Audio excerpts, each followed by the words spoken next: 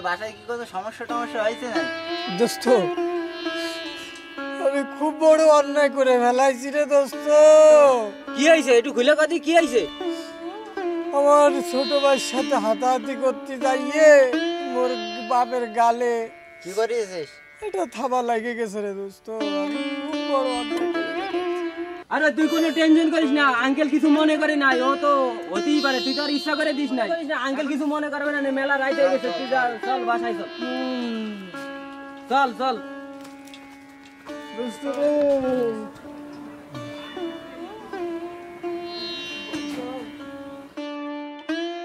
তোরে কইছি না রাত করে বাসায় আসতে রে।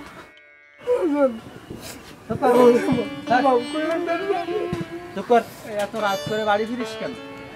তোর মা মরে যাওয়ার পরের তোদের তুই আমি রাত্রে ভাত খাইছি, আর তোরা ছাড়া আমার কারা আছে? আমার ভুলে গেছে। যা, যা, যা।